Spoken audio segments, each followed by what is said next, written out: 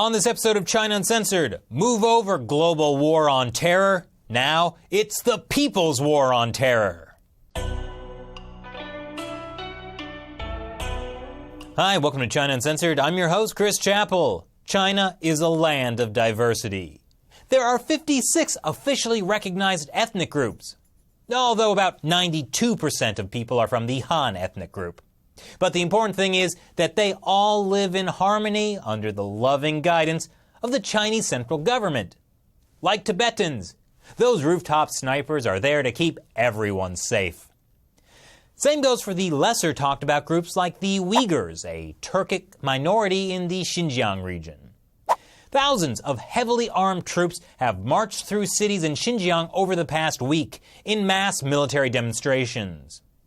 As the region's deputy Communist Party chief says, it's to show the caring and strong leadership of the Communist Party Central Committee. Also to show that all separatist activities and all terrorists shall be smashed to pieces. How will they do that? With the powerful fist of the People's Democratic Dictatorship, of course. You know about the Chinese military's benevolence in Tibet. People in the West are pretty familiar with the political situation there, thanks in part to Gwyneth Paltrow-era Brad Pitt and notorious foam visor lover, the Dalai Lama. Well, the same kind of Chinese military benevolence happens on a regular basis in Xinjiang, too. Xinjiang is a giant region in western China with roughly the land area of Alaska. Like Alaska, it's mostly uninhabitable. And they can also see Russia from their backyards. But unlike Alaska, Xinjiang's reality shows have never really taken off. Sand road donkeys, truly an underappreciated gem. But the ethnic Uyghurs living in Xinjiang don't get much media attention compared to Tibetans. Why? Well, they don't have a lovable religious leader to be their spokesperson. And it might also be because they're Muslim. Non-Muslim extremists generally, mostly moderate Muslims. But the Communist Party doesn't like moderate Islam any more than they like moderate Buddhism. Any system of belief in a higher power is seen as a threat. So how to solve this problem?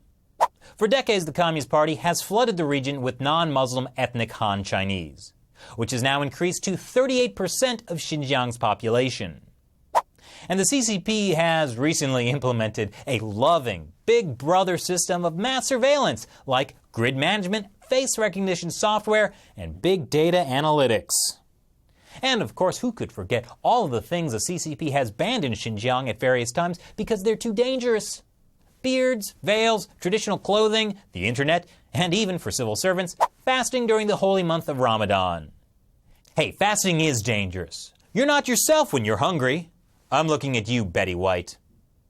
Now, it used to be that Uyghurs who were not fully supportive of their benevolent communist overlords were called splitists, the same term used for Tibetans. But after 9/11, the Communist Party adopted a more politically savvy label: terrorists. According to Beijing Cream, everything from the theft of sheep to a land seizure protest to a fight with knives can now be labeled as terrorism as long as Uyghurs and Han are involved in the conflict. It's led to what state-run media are calling the people's war on terrorism. And if your neighbor turns you in for being a terrorist sympathizer, which they get a reward for, by the way, you might find yourself subjected to, shall we say, enhanced interrogation techniques. Unless you then turn in your other neighbors for being terrorists.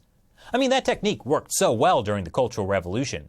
That's why there's not a single counter-revolutionary left in China today.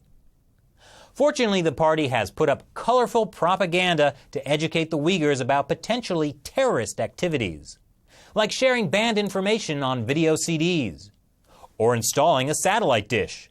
News is dangerous. And don't wear veils, you'll be much happier without.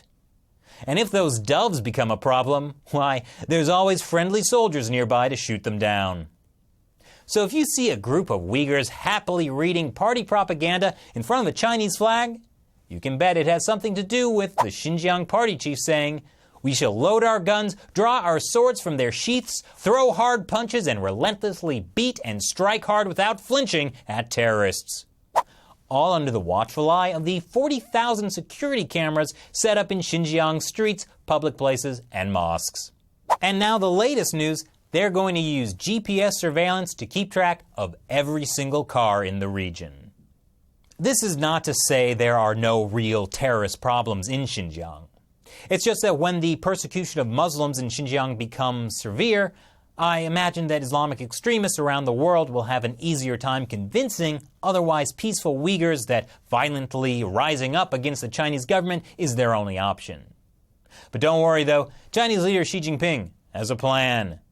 Build a wall of bronze and iron to fight against terrorism. A wall? Well, this sounds like a job for Matt Damon. So what do you think of the People's War on Terrorism in Xinjiang? Leave your comments below. Thanks for watching this episode of China Uncensored. Once again, I'm your host, Chris Chappell. See you next time.